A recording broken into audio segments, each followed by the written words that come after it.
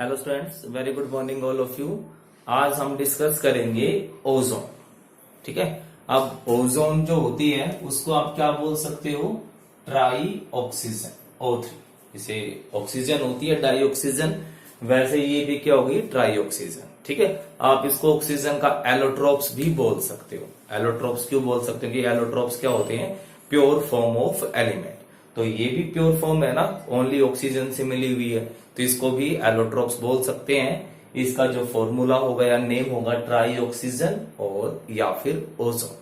ठीक है। तो हमने डेली लाइफ में ओजोन के बारे में बहुत ज्यादा कुछ सुना हुआ है कि भाई ओजोन की लेयर होती है, उसका डिप्लीशन हो रहा है, तो क्या कुछ होता है ओजोन। तो जो ओजोन होती है हमारे पास O3, ये कहां पर मिलती है? Founded in upper atmosphere. Upper atmosphere, जो हमारा एटमॉस्फेयर है तो उसके भी अलग अलग पार्ट होते हैं। तो जो टॉप मोस्ट पार्ट है about 20 kilometre from earth surface, मतलब अर्थ सरफेस से लगभग 20 किलोमीटर ऊपर। ठीक है। जो हाइट होगी 20 किलोमीटर, जो बहुत ज्यादा होगी, तो उस हाइट के ऊपर ओजोन लेयर बनती है। अब बात ये आती है भाई ओजोन लेयर बनती कैसे है? तो बिल्कुल सिंपल सा मेथड होता है ओजोन बनने का। ऑक्सीजन गैस जो होती है, ऑक्सीजन तो एयर में एटमॉस्फेयर में होगी, तो जैसे ही oxygen gas ultraviolet UV rays के कांटेक्ट में आती है, जो कि सन से आते हैं, तो ये क्या करेगी? इस ऑक्सीजन को ओजोन में कन्वर्ट कर देती है। मतलब ये प्रोसेस स्पॉन्टेनियस है, ये प्रोसेस अपने आप होती रहती है। सन से यूवी रेज आएंगी और जो ऑक्सीजन होगी वो ऑटोमेटिक ओजोन में कन्वर्ट होती रहेगी। ठीक है। और इस तरीके से क्या हो जाएगा? उस हाइट पे जितनी भी ऑक्सीजन है वो पूरी की पूरी कन्वर्ट हो गई ओजोन के अंदर। अब जो क्वेश्चन है वो क्वेश्चन ये आता है कि जब ओजोन अपने आप से बन रही है तो फिर डिप्लीशन कैसे होता है? उसके अंदर छेद कैसे हो गया? यूवी रेज धरती के ऊपर कैसे आ गई? जब वो अपने आप ही सनरेज तो लगातार आ ही रही है, मतलब फॉर्मेशन तो लगातार हो रही है, तो फिर उसके अंदर होल कैसे बन गया? तो इसका मतलब कहीं ना कहीं ये होगा कि जितनी स्पीड से ओजोन बन रही है उससे कहीं ज्यादा स्पीड पे ये डिप्लीट हो रही है, खत्म हो रही है ना। जिस स्पीड पे ओजोन बनेगी उससे कहीं ज्यादा स्पीड पे क्या होगा? ये जो ओजोन है ये डिप्लीट हो रही होगी, खत्म हो रही होगी ये। ठीक है। तो डिप्लीशन ऑफ ओजोन। तो जो डिप्लीशन ऑफ ओजोन है, जो ओजोन जो लेयर है, उसका रीजन क्या होगा? कोजेस क्या क्या होंगे? तो कोज, अब फॉर्मेशन सिर्फ एक, बट कोजेस बहुत सारे हैं। अब वो कोजेस क्या क्या होते हैं? वो डिप्लीशन हो सकती है नाइट्रिक ऑक्साइड से, वो डिप्लीशन हो सकती है एटॉमिक ऑक्सीजन से, वो डिप्लीट हो सकती है हाइड्रोक्सिल रेडिकल से, वो डिप्लीट हो सकती है क्लोरोफ्लोरोकार्बन से, इन सबसे। ठीक है। तो जो क्लोरोफ्लोरोकार्बन है ये सबसे ज्यादा रिस्पॉन्सिबल होता है। ठीक है। अब जो ओजोन के डिप्लीशन से प्रॉब्लम क्या होगी? भी हम सबको पता है कि जो ओजोन है अल्ट्रावायलेट रेज को एब्जॉर्ब कर लेता है ताकि वो रेज अर्थ सरफेस पे कम से कम आए, एनिमल और ह्यूमन बीइंग को कम से कम परेशानी हो। ठीक है। तो अब जो ओजोन है, अब जो नाइट्रिक ऑक्साइड है, इसका सोर्स क्या क्या है? तो जो नाइट्रिक ऑक्साइड है लाइटनिंग से प्रोड्यूस होती है। भी एयर में नाइट्रोजन भी है और ऑक्सीजन भी। अब हमें पता है कि नाइट्रोजन नाइट्रोजन में ट्रिपल बॉन्डिंग होती है, अपने आप से रिएक्शन तो करता नहीं है। तो जब लाइटनिंग होगी, बिजली चमकेगी, तो इतनी ज्यादा एनर्जी प्रोड्यूस होती है कि नाइट्रोजन नाइट्रोजन का बॉन्ड टूटेगा और क्या बन जाएगा? Nitric oxide. सुपरसोनिक एयरप्लेन्स जो होते हैं वो भी नाइट्रिक ऑक्साइड प्रोड्यूस करती हैं। ठीक है। न्यूक्लियर रिएक्शंस जो होती हैं वो भी नाइट्रिक ऑक्साइड प्रोड्यूस करती हैं। तो इस तरीके से कंसंट्रेशन क्या हो जाएगी? बहुत ज्यादा होगी। अब जो नाइट्रिक ऑक्साइड है वो अनस्टेबल होता है, इसके पास एक अनपेयर्ड इलेक्ट्रॉन होता है। तो जैसे ये ओजोन के कांटेक्ट में जाएगा तुरंत किस में कन्वर्ट हो जाएगा? ऑक्सीजन गैस में। मतलब ओजोन किस में कन्वर्ट होगी? ऑक्सीजन में। तो ओजोन का क्या हो गया? डिप्लीशन हो गया। ठीक है। इसी तरीके से एटॉमिक ऑक्सीजन। अब एटॉमिक ऑक्सीजन तो हाईली अनस्टेबल, इसको अपना ऑक्टेट पूरा करना है, फिर से ओजोन के साथ कंबाइन होकर के क्या बना लेगी? Oxygen gas. डिप्लीशन हो गया। ठीक है। हाइड्रोक्साइड फ्री रेडिकल्स, ये भी ओजोन के साथ रिएक्शन करके क्या बना लेते हैं, पेरोक्साइड फ्री रेडिकल्स और ऑक्सीजन। तो मतलब क्या हो रहा है कि जो ओजोन है वो किस में कन्वर्ट हो रही है, ऑक्सीजन में। ओजोन बनती सिर्फ एक रीजन से है, बट डिप्लीशन क्या हो रही है, बहुत सारे रीजन से। अब जो आपने जो मेन फैक्टर पढ़ा है डिप्लीशन के लिए, वो कौन सा पढ़ा है, क्लोरोफ्लोरोकार्बन्स, है ना, जो एयर कंडीशन से निकलता है, रेफ्रिजरेटर से प्रोड्यूस होती है। तो ये क्लोरोफ्लोरोकार्बन्स होते क्या है और ये डिप्लीशन किस तरीके से करते हैं, ठीक है। तो क्लोरोफ्लोरोकार्बन का मतलब CCl2F2 डाइक्लोरो डाइफ्लोरो मीथेन, ठीक है, CCl2F2 कॉल्ड क्लोरोफ्लोरोमीथेन। तो ये जो क्या शो करते हैं, फोटो डिकम्पोजिशन। फोटो डिकम्पोजिशन का मतलब आप जानते हो कि सनलाइट में ये डिकम्पोज हो जाएंगे। कार्बन और क्लोरीन का बॉन्ड वीक होता है, तो क्या होगा, कार्बन और क्लोरीन का बॉन्ड टूट जाएगा और क्या बन जाएगा, फ्री रेडिकल, ठीक है। ये हमने बहुत अच्छे से पढ़ा हुआ है। बॉन्ड टूटेगा कैसे, कार्बन और क्लोरीन का बॉन्ड टूटेगा और क्या बन जाएगा, एक इलेक्ट्रॉन कार्बन ले लेगा, एक इलेक्ट्रॉन क्लोरीन ले लेगा। अब जो ये फ्री रेडिकल्स हैं ये लॉन्ग लाइफ होते हैं, मतलब बहुत लंबे टाइम तक ये एनवायरमेंट में एग्जिस्ट कर सकते हैं और क्या करेंगे, ये बार बार ओजोन को डिप्लीट करते रहेंगे। ये वाला बन गया, ठीक है। अब ये जो क्लोरीन ऑक्साइड है, ये जो फ्री रेडिकल है, इसके कुछ मॉलिक्यूल्स तो डिकम्पोज हो जाते हैं, किसमें टूट गए, वापिस इस फॉर्म में। और जो डिकम्पोज नहीं हुए उनके साथ क्या करेगा, ये जो ऑक्सीजन फ्री रेडिकल है रिएक्शन करके फिर से क्या बना देगी, क्लोराइड फ्री रेडिकल। अब ये क्लोरीन फ्री रेडिकल फिर से ओजोन के साथ रिएक्शन करेगी और ये बार बार होती रहेगी और हर बार ओजोन किस में कन्वर्ट हो जाएगी, ऑक्सीजन के अंदर, है ना। तो क्या हो रहा है कि इन बहुत सारे मेथड से जो ओजोन गैस थी वो ऑक्सीजन में कन्वर्ट हो गई, है ना। तो मतलब कि जो फॉर्मेशन था वो सिर्फ एक मेथड है, डिप्लीशन के बहुत सारे मेथड है। तो हम कह सकते हैं कि जो डिप्लीशन है वो फास्टर स्पीड पे हो रहा है और ऐसा होता रहा तो कुछ सालों के बाद क्या हो जाएगा, उसमें बहुत बड़ा होल हो जाएगा। होल होने का मतलब कि वहां से ओजोन खत्म, पूरी ऑक्सीजन में कन्वर्ट, और वहां से यूवी रेडिएशन अर्थ पे आएंगी जो कि स्किन कैंसर के लिए रिस्पॉन्सिबल होती है।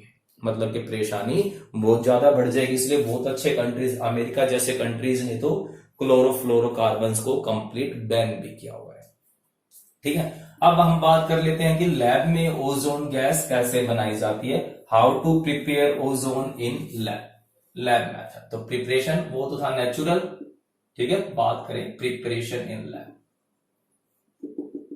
तो it is formed by apparatus, और उसको हम क्या बोल देते हैं, ओजोनाइजर, ठीक है। उस अपरेटस का नाम क्या होता है, ओजोनाइजर। इस ओजोनाइजर में क्या होता है, अपरेटस होता है, इलेक्ट्रोड लगी हुई होती है। तो जब हम उसमें ऑक्सीजन गैस पास करवाते हैं तो हमने ध्यान क्या रखना है, हम जो इलेक्ट्रिक डिस्चार्ज प्रोड्यूस करेंगे, इलेक्ट्रिसिटी पास करवाएंगे, वो साइलेंट इलेक्ट्रिक डिस्चार्ज होना चाहिए। साइलेंट इलेक्ट्रिक डिस्चार्ज, साइलेंट का मतलब करंट चुपचाप फ्लो करेगा, साइलेंट का मतलब क्या होगा कि स्पार्किंग नहीं होगी, स्पार्कलेस। क्योंकि जो ओजोन होता है वो अनस्टेबल होता है, जैसे उसको एनर्जी मिलेगी वो वापस तुरंत किस में भाग जाएगा, ऑक्सीजन के अंदर। तो इसलिए वर्ड यूज कर रहा है साइलेंट, कि उसके अंदर कोई भी स्पार्किंग नहीं होनी चाहिए, और वो किसके अंदर कन्वर्ट हो जाएगा, ओजोन के अंदर। एंडोथर्मिक प्रोसेस होती है, ठीक है। फिर जो ओजोनाइजर है इसकी सिर्फ एफिशिएंसी कितनी होती है, 10%, मतलब कि 10% ऑक्सीजन को ही ओजोन में कन्वर्ट कर पाता है, बाकी एज इट इज ऑक्सीजन के फॉर्म में ही रह जाएगी, ठीक है। तो हमारे पास सिंपल एक ही मेथड है जिससे हम लैब में ओजोन बनाते हैं। अब बात आती है इसके स्ट्रक्चर की। तो स्ट्रक्चर इंपॉर्टेंट है, एग्जाम में बहुत ज्यादा बार पूछा जाता है, बट स्पेशली इसका रेजोनेटिंग स्ट्रक्चर ऑफ ओजोन। तो हमने 11th में भी बहुत ज्यादा बार डिस्कस किया हुआ है ओजोन का जो स्ट्रक्चर है। तो ओजोन का जो स्ट्रक्चर है O3, नॉर्मली O2 का स्ट्रक्चर ये होना चाहिए था, अब एक ऑक्सीजन और आ गई भाई, तो अब ये डबल बॉन्ड तो बना नहीं सकता इसके साथ, क्योंकि इस ऑक्सीजन के लिए 5 ऑर्बिटल चाहिए जो पॉसिबल ही नहीं है। Due to absence of D orbital, तो ये क्या करती है, इसके साथ कोऑर्डिनेट बॉन्ड बना लेती है, एक सिंगल बॉन्ड और एक डबल बॉन्ड बन जाता है। ठीक है, तो मैं इसको रिप्रेजेंट किस तरीके से कर सकता हूं भाई,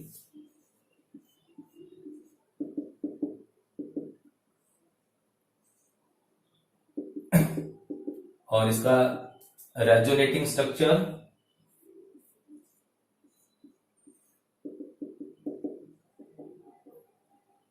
ये हो गया। ठीक है, ये इसका रेजोनेटिंग स्ट्रक्चर हो गया। तो जब हम इसका रेजोनेंस हाइब्रिड स्ट्रक्चर, मतलब कि ये तो क्या हो गई फेक स्ट्रक्चर से, अब जो रियल स्ट्रक्चर होता है वो क्या होता है, दोनों की बॉन्ड लेंथ सेम होती है। बॉन्ड लेंथ सेम क्यों होगी, बिकॉज ऑफ हाइब्रिडाइजेशन या रेजोनेंस, सॉरी, ठीक है, रेजोनेंस की वजह। ठीक है, तो जो ये क्या हो गया रेजोनेटिंग स्ट्रक्चर, और ये क्या हो जाएगा रेजोनेंस हाइब्रिड, मतलब कि जो रियल स्ट्रक्चर है जो हमने एक्सपेरिमेंटली फाइंड आउट किया। तो अब जो बॉन्ड लेंथ होती है, ये दोनों की बॉन्ड लेंथ सेम है।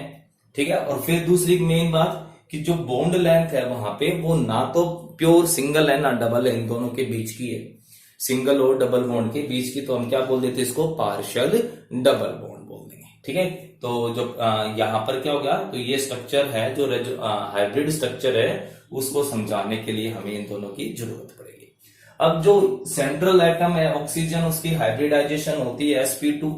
ठीक है, तो लोन पेयर होने की वजह से जो बॉन्ड एंगल होगा, जो 120 डिग्री का होना चाहिए था, वो बॉन्ड एंगल रिड्यूस होकर कितना बचेगा 117 डिग्री, 117 डिग्री का रिड्यूस हो जाएगा 120 से 117 डिग्री। क्लियर है, हो जाएगा समझ में ये। तो ये क्या हो गया इसका रेजोनेटिंग स्ट्रक्चर, ये चीज आप ध्यान में रखना। उसके बाद आती है इसकी प्रॉपर्टीज। तो प्रॉपर्टीज में पहले कौन सी आ जाएगी, इनकी physical property and then chemical properties. तो सबसे फर्स्ट है physical properties.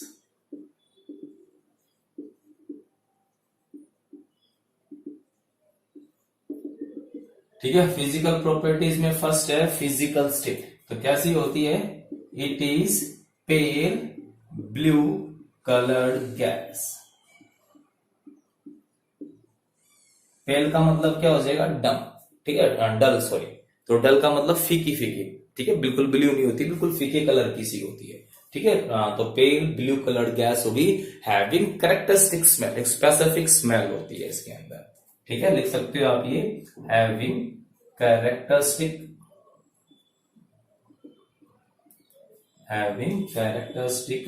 Smell.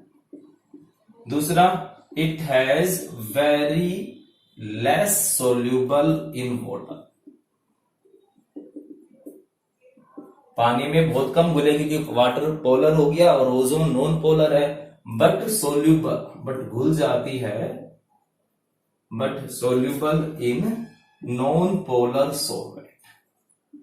Non polar solvent जैसे बेंजीन, ईथर, CCl4, CS2, वो सब उनके अंदर डिसोल्व हो जाएंगे। It is heavier than air, है ना, तो मास ज्यादा ही है इसका। ठीक है, तो एयर से ज्यादा हैवियर होती है। और जो नेक्स्ट है हमारे पास, इसकी next property, it is diamagnetic in nature. ये प्रॉपर्टी आप जरूर ध्यान रखना, ये इंपॉर्टेंट हो सकती है। जो ऑक्सीजन है O2, वो तो होती है पैरामैग्नेटिक, मॉलिक्यूलर ऑर्बिटल थ्योरी पढ़ी होगी। ठीक है, तो उसके अकॉर्डिंग उसके पास अनपेयर्ड इलेक्ट्रॉन होते हैं, तो वो होगी पैरामैग्नेटिक। बट जो ओजोन है O3, इसके पास कोई भी अनपेयर्ड इलेक्ट्रॉन नहीं होंगे, सारे के सारे पेयर्ड होंगे। ये मैग्नेटिक फील्ड से रिपेल होती है, इसलिए क्या बोलते हैं इसको, डायमैग्नेटिक इन नेचर। हो जाएगा ये। अब इसके बाद आती है इसकी केमिकल प्रॉपर्टीज। तो केमिकली ये कैसा होगा, तो सबसे पहले बात करें इसके नेचर की, तो फिर से ये भी क्या होगा, न्यूट्रल ही होते हैं, ना एसिडिक होगा ना ही बेसिक होगा। केमिकल प्रॉपर्टीज, और केमिकल प्रॉपर्टीज में फर्स्ट आता है भाई नेचर। ठीक है, तो नेचर में क्या हो जाएगा, इट इज नाइदर एसिडिक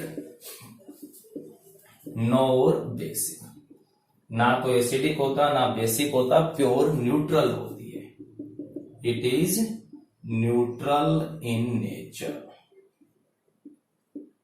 ठीक है, ध्यान रखिएगा। सेकेंड वन जो मोस्ट इंपॉर्टेंट है,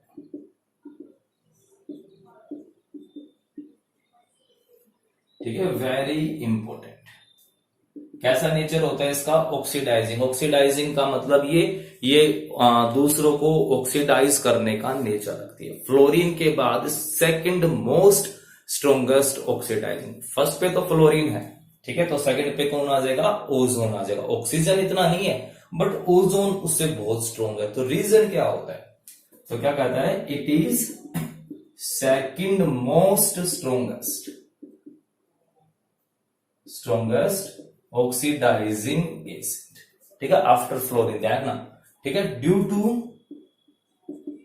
to its tendency to give nascent oxygen. इसकी टेंडेंसी क्या होती है? ये नेसेंट ऑक्सीजन प्रोवाइड करती है,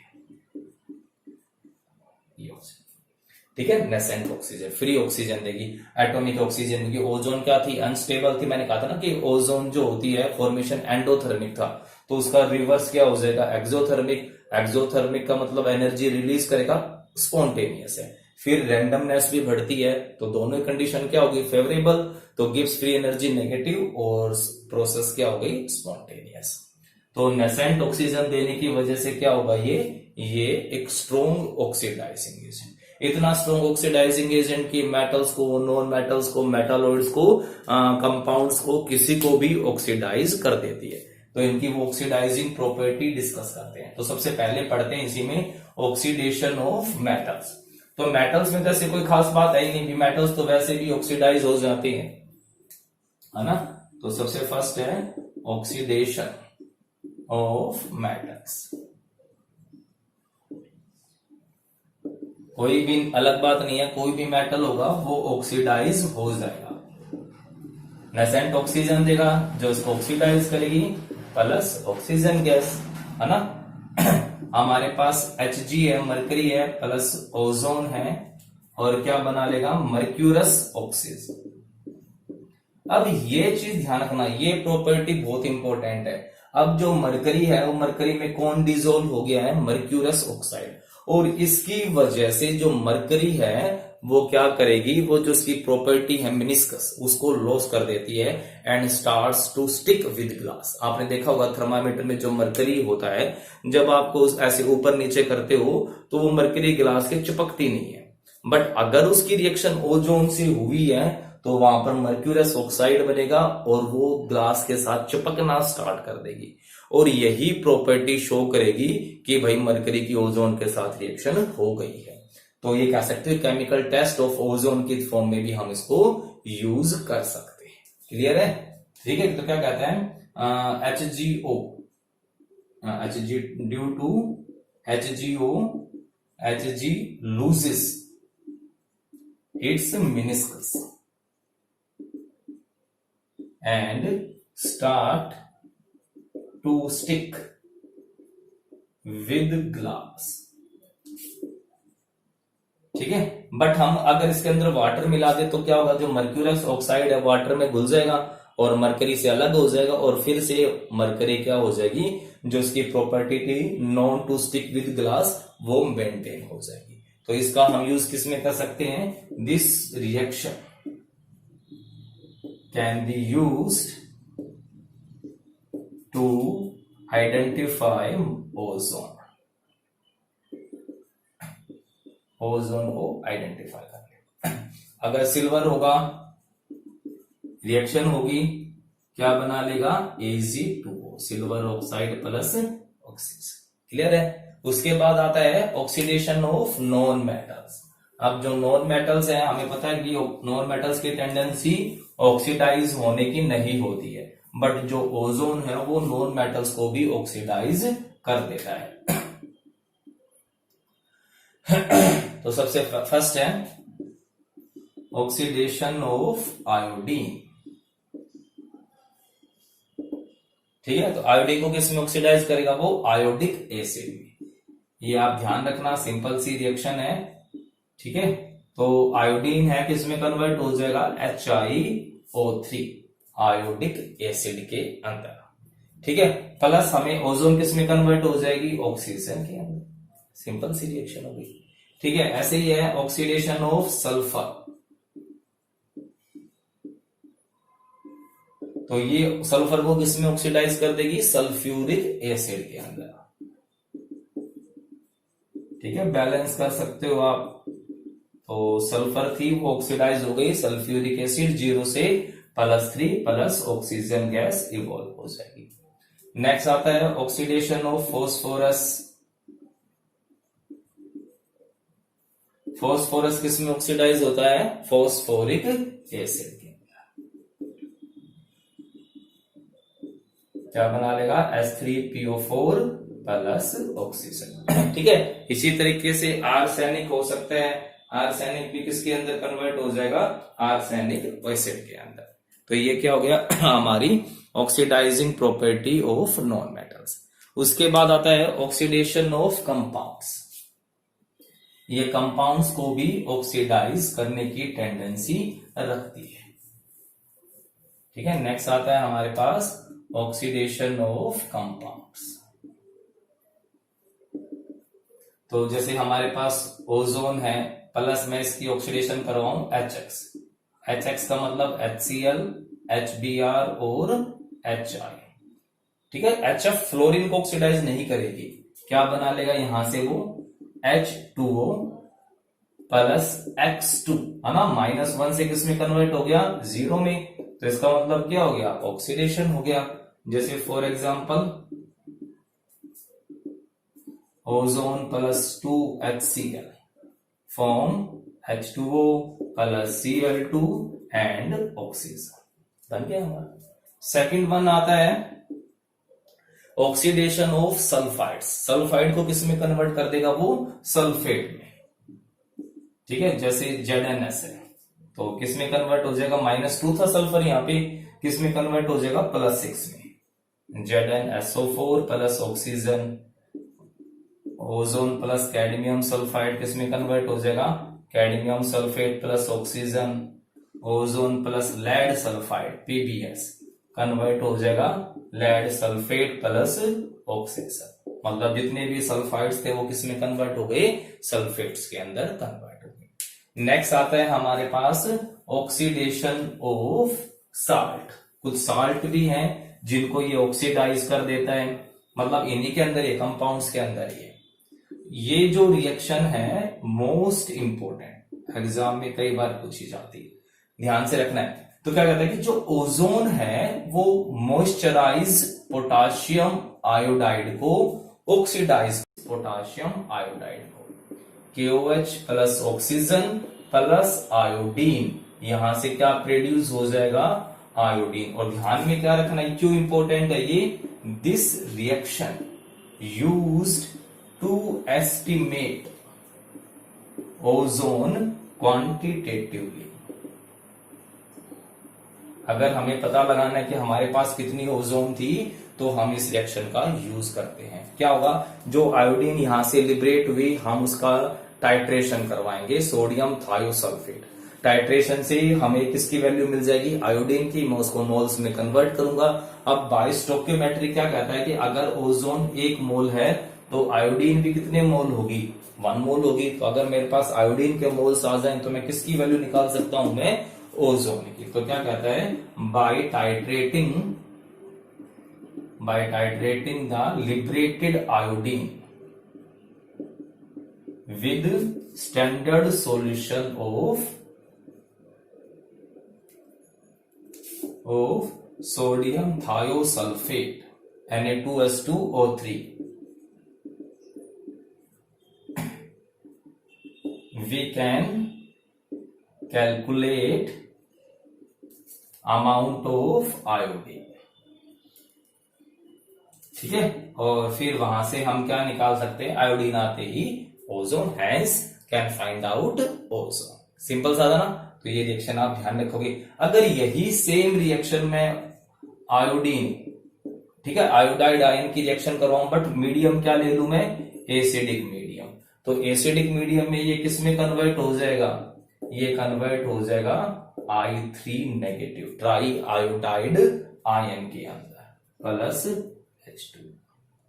क्लियर है? ठीक है, तो ये कन्वर्ट हो जाएगा ट्राई आयोडाइड आयन के अंदर। तो अगर मॉइस्चराइज्ड फॉर्म में है तब I2, अगर एसिडिक मीडियम है तो ट्राई आयोडाइड आयन।